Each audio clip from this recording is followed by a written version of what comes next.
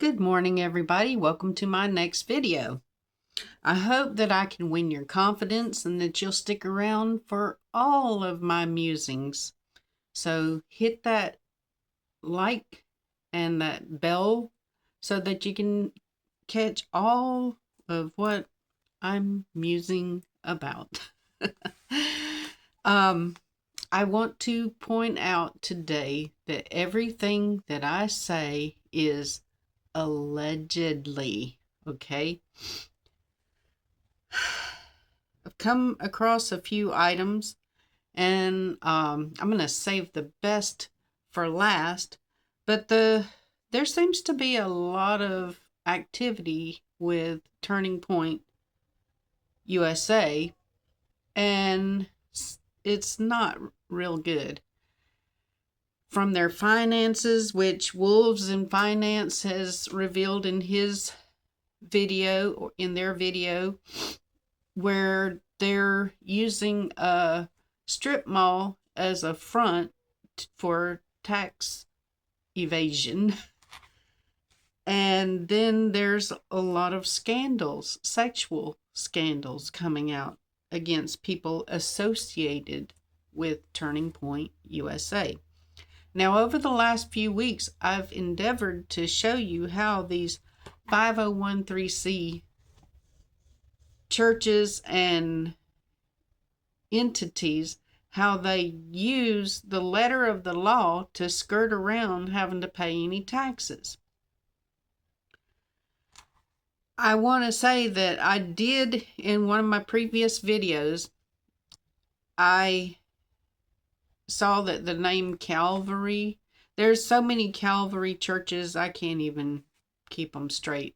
And so I associated one of the Calvary churches of Brentwood, Calvary Brentwood, with Pastor Rob McCoy's church. And I apologize for that misinformation. But I want to start off today and tell you about several things that I've come across in the last few days.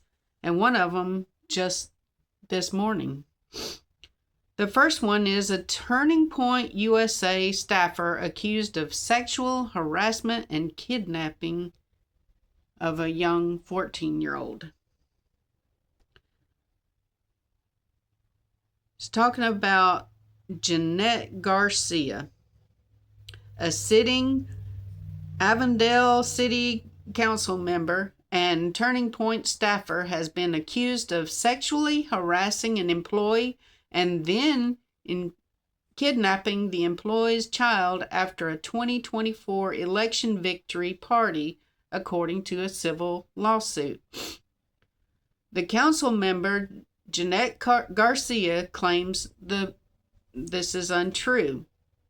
The court filings accuse Garcia of making aggressive and explicit unwanted sexual advances toward her subordinate on November 14, 2024, at a Goodyear restaurant where Turning Point staffers gathered to celebrate Republican wins in the state and national elections. The complaint says Garcia had been consuming excessive amounts of alcohol. She was appointed to the Avondale City Council roughly a month before the alleged incident and held duties with the Turning Point that the lawsuit describes as supervisory and or managerial in nature.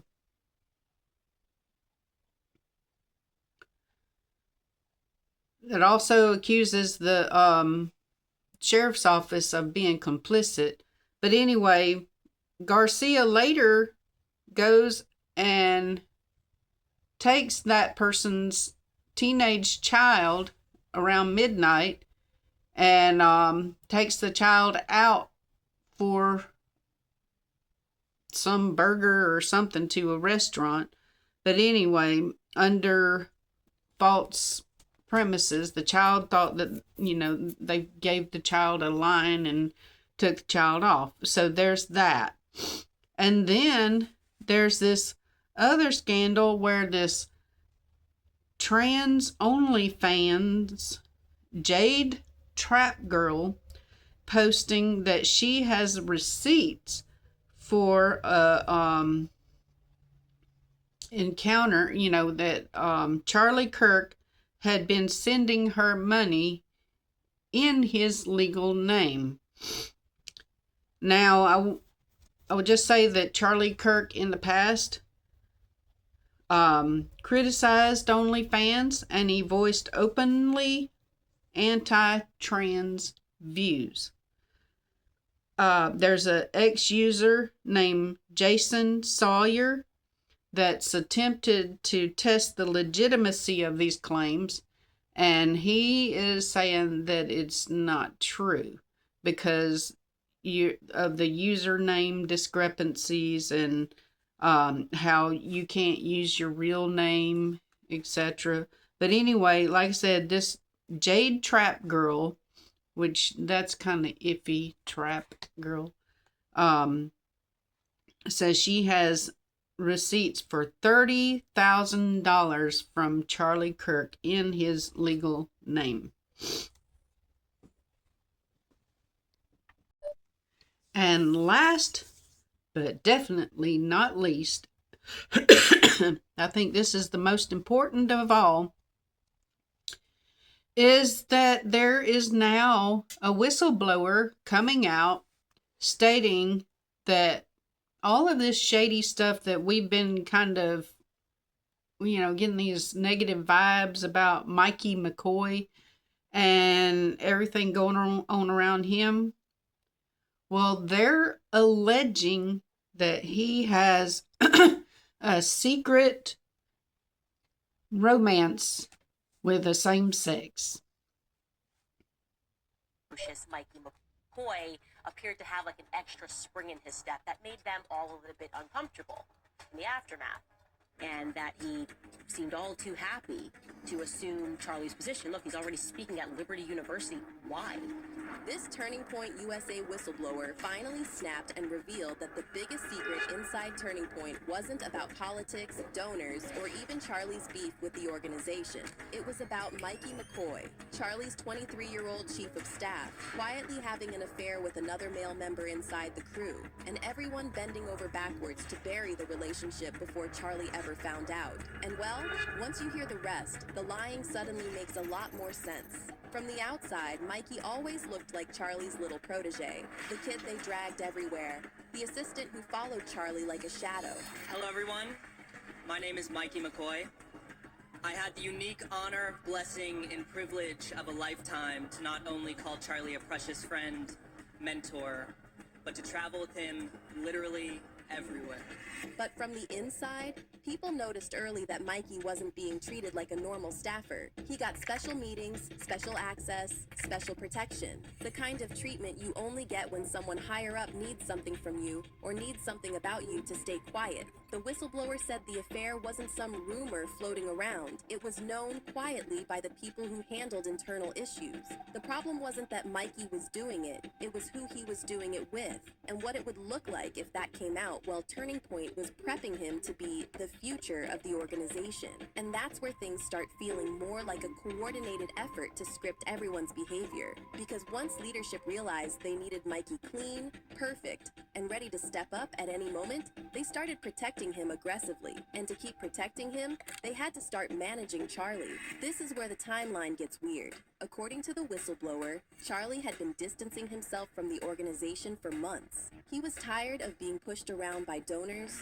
tired of people making decisions for him, and tired of being told who to bring on stage and who to cut loose. But the part that irritated leadership the most was that Charlie had been talking about bringing Candace Owens back, publicly, loudly, and against the wishes of people who didn't want her anywhere near Turning Point again. And according to several insiders, that move alone caused more tension than anything else going. 48 hours, we need to talk about the video that made millions of people stop and rewind like 3 times. The moment Charlie was shot, everyone reacted with immediate shock, except for Mikey. Mikey McCoy can be seen plugging his ears and instantly turning around and walking away slowly. Mikey lifted his phone to his ear instantly. He lifted it like someone who already knew what step came next. I'm right back there. Fans tried to explain it away, that it wasn't what it looked like. Then Mikey's dad completely changed the story and said that he called him first. The minute Charlie was shot, he called me, says, "Dad, Charlie's been shot in the neck. Please call every pastor and pray." The issue was Erica completely blew that excuse up on live television when she said Mikey called her seconds after the shooting. And it was on silent, so I had no reason to look back at it. I moved my mom, I went back to grab my phone, and that's when Mikey started calling me. Called me within seconds. That was the first crack. At that point, the executive producer of Charlie's show insisted Mikey didn't call. Erica insisted he did. But then, the whistleblower said that inside the office, nobody could agree on which version they were supposed to stick to. Mikey made that clear when he was already stuttering. That's right. Thank you, Bernadette. It's crazy. It's just... I just want to point out that, again, that all of these things are alleged. And with my channel, since the beginning, I've tried to point out conspiracies and power and corruption in politics, cults in the military and churches. And I just tried to point out these people that have influence on the culture of America, because I love America and I want to try to wake people up to the fact that there's a lot of evil going on. And so, again, everything that I've shown you today is alleged, but it doesn't surprise me at all, because there's so many times in my own life where people that you think are pristine pillars of the community turn out to be evil and having like a second nature to them. And then other people that know about that, they either try to hide it or exploit it. And that's my purpose with this video today. So I hope that I've given you something to think about. And the main thing that you need to be doing is not following people, but get in the Word and follow the Bible. I love you all, and I'll talk to you later.